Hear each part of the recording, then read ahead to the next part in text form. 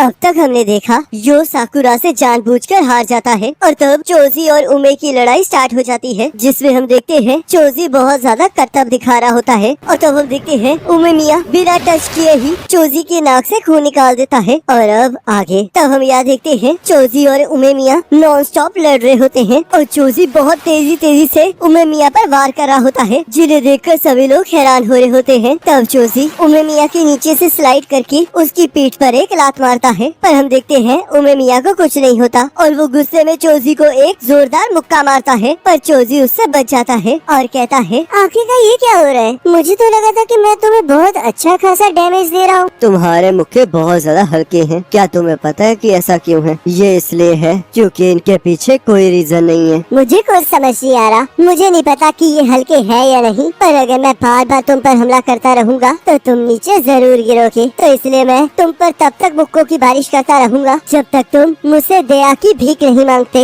और तो वो फिर से उमे मिया पर हमला करने लगता है। तब हम देखते हैं उमे मिया उसके हमलों को रोक रहा होता है, पर तभी चोजी उसकी लात पर हमला करके उसका बैलेंस बिगाड़ देता है और उसे एक जोरदार पंच मारता है। पर हम देखते हैं उमे मिया खुद को संभाल लेता है। मैं तुम्हें कब से कह रहा हूँ कि मुझे कुछ फील नहीं हो रहा है। और चोजी को एक जोरदार पंच मारता है, जिससे कि वो जोर से जमीन पर जा लगता है। तब चोजी कहता है इसमें बहुत ज्यादा दर्द हुआ और फिर भी मैं अपनी आजादी को हासिल करके रहूंगा, तो इसलिए मेरे रास्ते में मत आओ। और फिर से उमे मिया पर हमला कर देता है। तब उमे मिया उसके हमले से बचकर कहता है आखिरकार तुम्हारे लिए आजादी का मतलब क्या है? उसका मतलब है मजे करना। तो फिर मुझे ये बताओ कि आखिरकार मजे करने से तुम्हारा मतलब क्या है? मजे करने का मतलब है कि मैं अपने जैसे स्ट्रॉन्ग लोगों के साथ लड़ूंगा, जैसे कि मैं अभी कर रहा हूँ। और तब वो उमे मिया को मुक्का मारता है। और तुम्हें देखकर ऐसा क्यों लग रहा है कि तुम्हें मजा बिल्कुल नहीं आ रहा? तुम अपने बारे में कुछ नहीं जानते हो, इसलिए तुम अनसेटिस्फाइड हो। तुम्हारे लिए बहुत ज्यादा मुश्किल हो रहा होगा। मुझे तो तुम पर दया आ रही है, पर तुमसे ज्यादा दया तो मुझे तुम्हारी टीम पर आ रही है कि उन्हें ऐसा लीडर मिला है। तब चोजी को गुस्सा आ जाता है और वो उमे मिया पर लगातार हमला करना स्टार्ट कर देता है। तब उमे मिया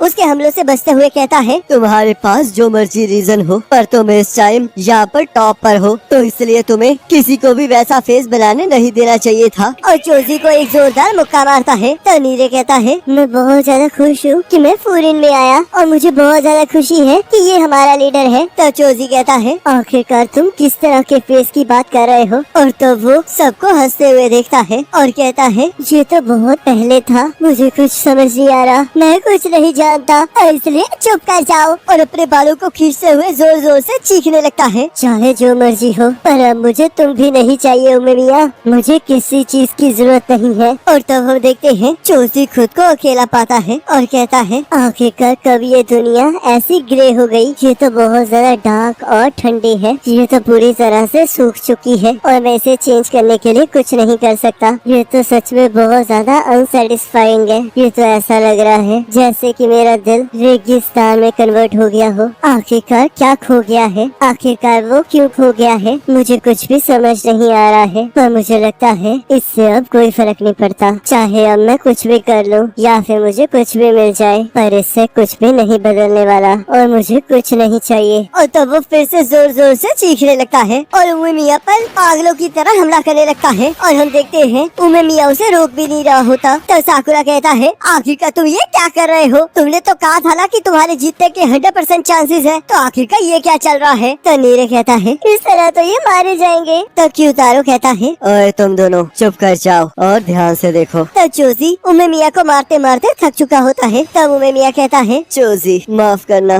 मैं तुम पर इस तरह दबाव नहीं डालना चाहता था, मुझे नहीं पता था कि तुम इतने डेस्परेट हो। तब चोजी उसे चुप रहने के लिए कहता है और उसे मारने लगता है। पर अगर तुम इसी तरह अपनी निराशा में सब कुछ खत्म कर दोगे तो तुम्हारे लिए चीजें हमेशा इतनी मुश्किल ही रहेंगी। तो चोजी उमे मिया को चुप कराने के लिए उसकी गर्दन को काट लेता है, पर उमे मिया फिर भी नहीं रुकता। चोजी सब कुछ ठीक है, जवाब तुम्हारे अंदर ही है, मुझे इससे कोई फर्क नहीं पड़ता। और उसे एक मुक्का मारता है। क्या तुम्हें याद है जब बोफरिन और सिस्टरिन में लड़ाई हुई थी और सबको पता चला था कि वो बस एक मिसअंडरस्टैंडिंग थी? तब हमें फ्लैशबैक दिखाया जाता है जहाँ बोफरिन और सिस्टरिन की लड़ाई के बाद सिस्टरिन वाले वापस जा रहे होते हैं और चोजी के दोस्त उसकी तारीफ कर रहे होते हैं। तब चोजी कहता है उमे मिया तुमसे लड़कर बहुत मजा आया, तो चलो फिर हम किसी और दिन फिर से लड़ेंगे। उस टाइम तुम्हारे पंचेस के अंदर वजन होता था और तुम उस टाइम आज से भी ज्यादा चमक रहे रहे थे, पर अब देखो तुम्हारे आसपास क्या है। आखिरकार तुम्हें क्या दिखाई दे रहा है? और तब वो चोजी की तरफ बढ़ने लगता है, पर चोजी उसे दूर रहने के लिए कहता है और उसे एक लात मारता है, पर उमे मियाँ फिर भी उसके करीब आ रहा होता है। तब चोजी अपनी आंखें बंद कर लेता है और तब उसके फेस को पकड़कर कहता है, याद करो चोजी, तुम्हें पहले क्या दिखाई देता था, क्योंकि तुम्हें बस उसी चीज की जरूरत है। तब यो उमे मियाँ को थैंक यू कहता है और उमे मियाँ चोजी को याद करने का कहकर उसके सिर पर अपना सिर जोर से मारता है, जिससे चोजी बेहोश हो जाता है और उसे सबके हंसते हुए चेहरे याद आते हैं। तब वो सोचता है, आखिरकार क्या चल रहा है, आखिरकार सभी लोग इतने ज्यादा खुश क्यों हैं? लगता है इन्हें बहुत ज्यादा मजा आ रहा है, मुझे भी ऐसे मजे करने हैं। तब हमें फ्लैशबैक दिखाया जाता है। तब आरिमा कहता है, चोजी आखिरकार तुम ये क्या कर रहे हो? इस बिल्ली को देखकर ऐसा लग रहा था जैसे कि इसे प्यार की जरूरत है। तुम्हारे अंदर तो कोई डिसिप्लिन ही नहीं है। क्या तुम्हें याद नहीं कि हम लड़ाई करने जा रहे हैं? अगर तुम हमारे लीडर बनना चाहते हो तो तुम्हें अपने आप को पहले काबू में रखना होगा। इससे मुझे याद आया कि आखिरकार हम लड़ने किससे जा रहे हैं। तब वो सभी लोग हंसने लगते हैं। तब आरिमा कहता है, तो सच में बहुत बड़े बड़े काम करने के लिए बने हो। तो वो लोग खुशी खुशी लड़ाई करने जाने लगते हैं और चोजी सोचता है, इसमें कितना ज्यादा मजा आ रहा है। मैं उम्मीद करता हूँ कि चीजें हमेशा ऐसे मजेदार ही रहेंगी। और तब वो यो को आवाज लगाने लगता है, पर वो देखता है कि वो अकेला रह गया है और उसके पास उसके कोई दोस्त नहीं है। और तब वो सबको ढूंढने लगता है और तभी उसे यो दिखाई देता है। पर जैसे ही वो उसकी तरफ बढ़ने लगता है, तभी हम देखते हैं उसकी पैरों की जमीन कांच की तरह टूट जाती है और वो नीचे गिरते हुए सोचता है, आखिरकार ये क्या हो रहा है? लगता है मैं एक सपना देख रहा हूँ, पर इसमें कितना मजा आ रहा है। तब यहाँ चोजी को होश आ जाता है और वो कहता है, यो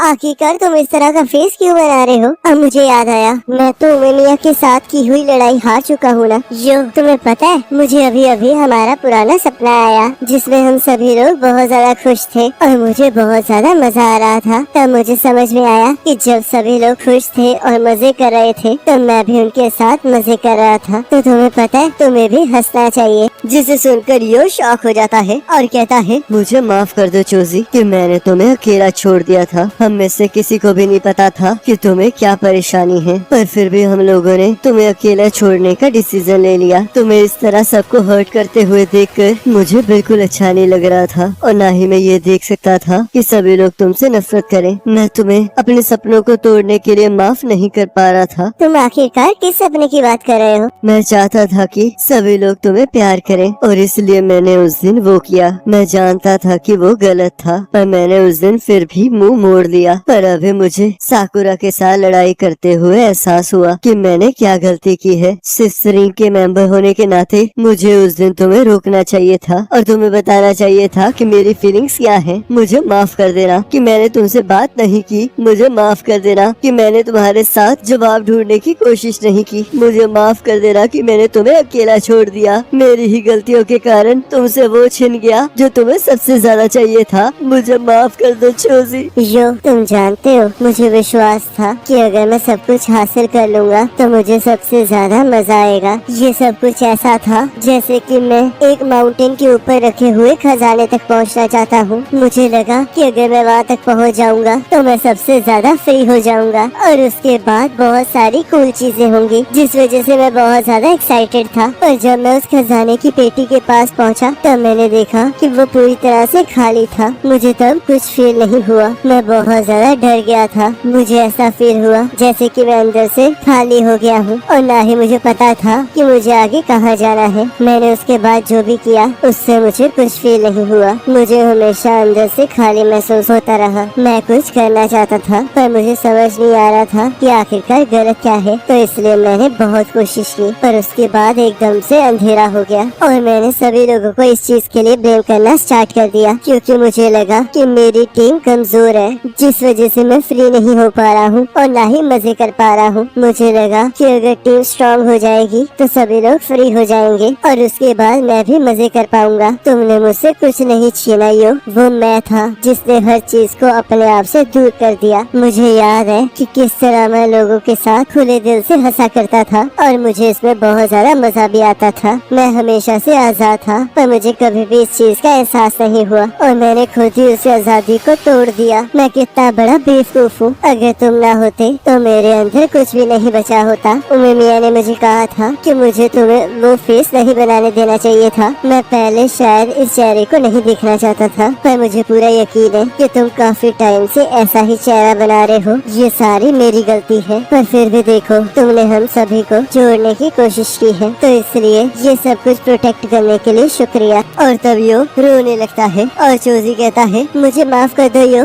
इसमें बहुत ज्यादा दर्द हो रहा होगा ना, मुझे माफ कर दो। और रोने लगता है। तब चोजी खड़ा हो जाता है और कहता है शुक्रिया यो, पर अब मैं बिल्कुल ठीक हूँ। अब मुझे इस चीज को खत्म करने दो, मैं इतना तो संभाल ही सकता हूँ। और तब वो उमिमिया के पास जाकर कहता है तुमने मुझे हरा दिया है, तो इसलिए मैं अब सिस्टरिन को छोड़कर जा रहा हूँ। आज से सिस्टरिन तुम्हारा हुआ, तो प्लीज सबका ख्याल रखना। तब यो भी अपनी जैकेट को उतारने लगता है। तब उमिमिया कहता है आखिरकार तुम ये क्या कह रहे हो, मुझे ये बिल्कुल नहीं चाहिए। वो तुम थे जिससे हमारी टीम्स को दाव पर लगाया था। मैं तो शुरू से कभी ये नहीं चाहता था और ना ही मैं अपनी टीम को बड़ा करना चाहता हूँ। ये टॉप बनना तो सच में बहुत ज्यादा सिरदर्दी वाली बात है। और मेरे पास एक आइडिया है, चलो आज से हम सभी लोग दोस्त बन जाते हैं। मेरे कहने का मतलब है कि आज की फाइट हमारी एक गेट टुगेदर थी, तो इसलिए सभी लोगों का यहाँ आने के लिए शुक्रिया। तुम सभी लोगों को मजा आया ना? तो आरिमा कहता है आखिरकार ये हो क्या रहा है? तब मिनोरू कहता है मुझे तो कुछ समझ नहीं आ रहा है। तो चोजी जोर जोर से हंसने लगता है और कहता है तो सच में बहुत इंटरेस्टिंग हो उमिमिया। चलो फिर आज सिर्फ बस इतना ही होना था, अब सभी लोग घर चले जाओ। और इसी के साथ एपिसोड खत्म हो जाता है।